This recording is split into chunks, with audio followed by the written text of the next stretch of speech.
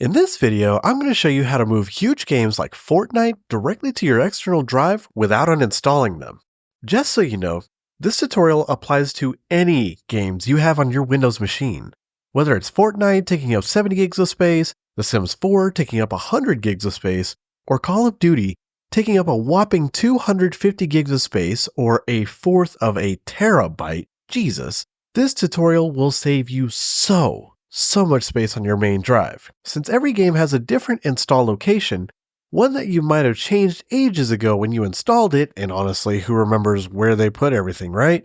We'll use a nifty program called TreeSize to track down your space hogging games. First, head over to portableapps.com and download TreeSize, a tool that gives you a visual breakdown of what files are taking up the most space on your machine. This step is crucial because, let's face it, not everyone remembers exactly where Fortnite or any game was installed. Once you've loaded portableapps.com, navigate to the Apps tab at the top. This is where you're going to find a list of every app available to download from the site. Now we're going to do a search on this page. Tap and hold Ctrl and then press the F key. This is going to find something on this page. In the blank that appears in whatever browser you're using, search for TreeSize. All one word. You'll be looking for an app called TreeSize Free Portable. This is the disk analyzer tool we'll use to see visually where the game is at. Trust me, it's going to be super easy to spot once we get this app going. Click the download from portableapps.com button and give it a second. If you get a warning saying something was blocked, that's absolutely okay. This site is lesser known for its app distributions, but there isn't any malicious software here. So click the arrow on the unverified download blocked warning and then select the download unverified file. Ignore this junk on the left because I accidentally tried to download it twice because I was being impatient. After the file downloaded, go ahead and open your downloads folder or double click the file to open it. It's completely up to you which one you choose. Basically next through everything, since this is actually not installing the program at all, which is why we're doing this in the first place, to avoid installing new things all over your computer. It's putting the portable version, or the version that runs directly in the folder it's in, instead. You'll see a Run TreeSize Free Portable checkbox. Try to tick it and hit Finish. This might or might not work sometimes, so you'll just have to open the new TreeSize Free Portable folder in your Downloads folder and then open the app in there instead if that doesn't work. Now, since most games install into admin-only zones on your computer, you'll need to give TreeSize the right permissions to be able to give you a read on those directories. There's a shield on the right that says to start TreeSize as admin. Go ahead and click that. Make sure to enter your password for your system or click yes here if you've been given a box that asks for that. So now you'll go to the folder on the left and select the Select Directory down arrow button. Since we're worried about our main drive, go ahead and select Windows C:. If yours is named something else, that's fine. All we care about is that there's a C in the drive letter or it talks about Windows. The visualizing of your folders starts up immediately as it starts to read every file in your PC. On the left, you'll see cascading yellow bars behind the names of the files and folders on the left-hand side show up. This is basically how much total space they're taking up on your main drive. Just a heads up, if your drive is slow or starting to fail, this portion can take quite a bit of time. So you'll want to pay attention to the bottom second column that shows a little loading bar on it. It'll show XX file found while it loads, then finally finishing on some large number files in the same color column as all the rest of the bottom bar. Similar to here, if you're looking for a large game, then you're most likely looking for a large folder. Since I'm looking for Fortnite, I'm going to be expanding random file folders. Oh, I already found it. Largest folder in the largest folder. But you'll basically do the same thing if you're looking for a game you're not sure where you put. If it's not as easy for you, remember to only expand larger folders that seem suspicious or are taking lots of space. If you're opening a file folder that looks like a game, but it's showing something like 10 MB, then it's probably not the right folder. And just for reference, TB, terabyte, is larger than GB, gigabyte, is larger than MB, megabyte. And these are going to basically be the only sizes you're going to be concerned with. You'll also want to only expand the program files and program files x86 folders, since these are the main culprits for holding your game. Once you find the folder holding the game you're wanting to move, right-click it and hit Open. This is going to plop a window out showing you just that folder. Super helpful, right? One of Alex's Sims 4 customers learned the hard way why online security isn't optional. She downloaded mods using public Wi-Fi, and within days, her entire external drive, where she stored all of her Sims 4 saves, mods, and custom content, was completely wiped. Not a single file could be recovered, even with professional data recovery tools. When Alex checked her system, he found 4 Trojan viruses running in the background. What could have possibly gone wrong? This is exactly why gamers need a VPN with built-in threat protection. A service like NordVPN encrypts your connection, keeping hackers from stealing your data, and its threat protection blocks dangerous downloads before they can destroy your files. And right now, NordVPN is just $3.39 a month, with 72% off of their 2-year plan, plus up to a year free. It's high speed, protects up to 10 devices, and could be the difference between keeping your files safe or losing everything. Avoid the nightmare before it starts. Check the link in the description and secure your connection today. Now that you have your folder, you're going to open a second window to your external drive. So right-click this PC and then go to Open in a new window. Drag this window over to the right and then the game window we just had over to the left-hand side. This is kind of important. Make sure to check the bar and the size of the drive you're moving the game to make sure it's got enough space. Right-click the folder of your game, click on Properties, and look at the size and size on disk.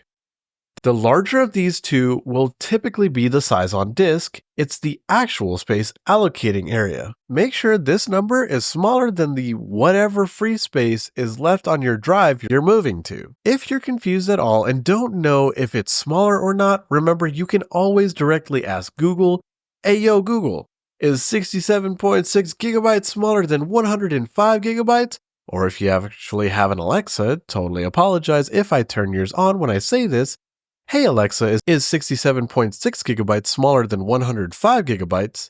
Notice how I'm not actually showing the option to ask Siri. She really doesn't do anything great of a job answering without popping out a Safari web page as a result. If you're using a straight up brand new drive, then none of this really matters and you're probably in the clear unless you happen to buy a really small external drive by chance. Anywho, since now you've verified that the game is smaller than your remaining drive space, go ahead and right-click and then cut the folder from its place on your main drive, the window on the left if you're following this to a T. Now, drill into your external drive until you get to the folder where you want to plop your game. Me personally, I try to occasionally make folders where they make sense.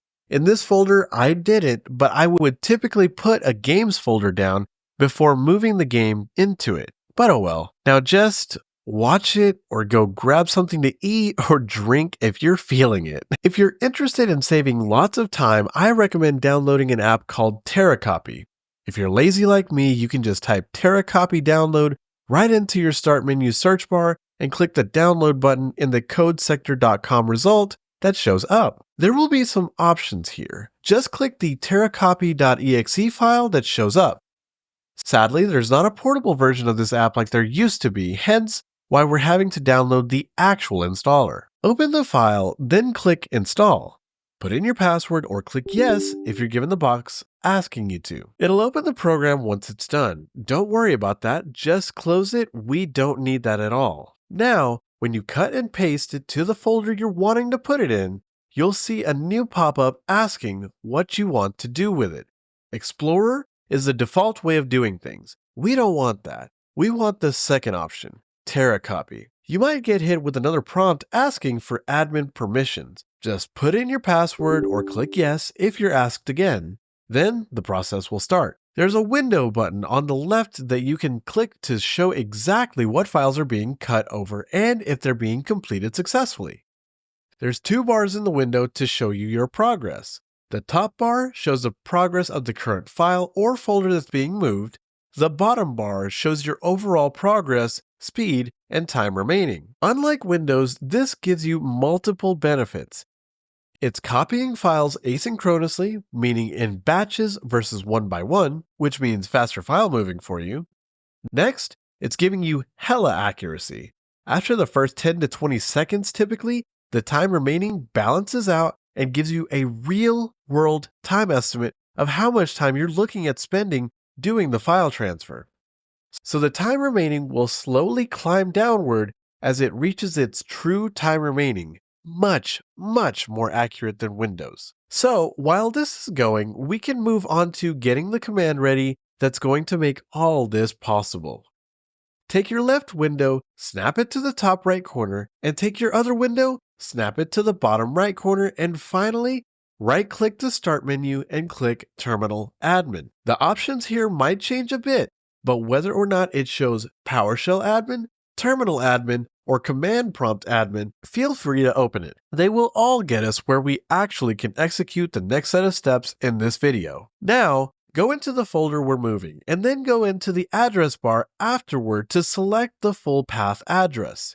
You're going to right-click this and then hit copy. Now in the left window, where all the black window and white text is at, start typing the following: cmd /c mklink /d and then a set of double quotes. Now, right-click in the window or hit Ctrl-V, and this is going to paste the address we just copied into the quotes. Then close the quotes and add another space. If you're silly like me, then you'll need to get back into the file folder you're moving the game to on the external drive and go into that folder you're currently making. Again, you'll select the address, right-click, and hit copy. Now add a set of double quotes, right-click or Ctrl-V into the window, and close it with another set of double quotes. Make sure there are spaces between cmd and /c and mklink and /d, and the first set of double quotes, and finally between the two addresses double quotes. So aside from the spaces in your address, there should be 5 distinct spaces that really matter when executing this command. Now, don't hit enter yet. This is just prep work for once your game finishes moving. So here's a few issues you might have if you don't wait until the game is finished moving altogether. If you run this prematurely, you're going to see this silly sounding error: cannot create a file when that file already exists. I know, right? Kind of dumb. Like, what file? I'm literally moving it right now. Here's the deal. This command hasn't been updated since January 2007. Yep, nearly 18 years ago. So yeah, the wording is, let's just say, like stuck in the past. What it's trying to tell you is this. Imagine you're setting up a symlink, but the files are still copying to the new drive.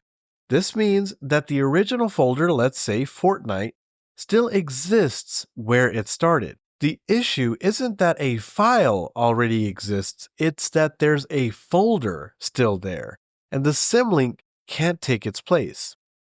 In this case, because we're still actively dumping the Fortnite folder onto the external drive, Windows is like, nope, I can't make another one of those. It's not saying there's something over there messing things up, it's the original folder here that's in the way. And yeah, it calls a folder a file in the error message because 2007? Makes sense? Yeah, probably not, but hey, now you're in the club. So now, once you've finished moving your game entirely over to the new external, press enter on your command prompt.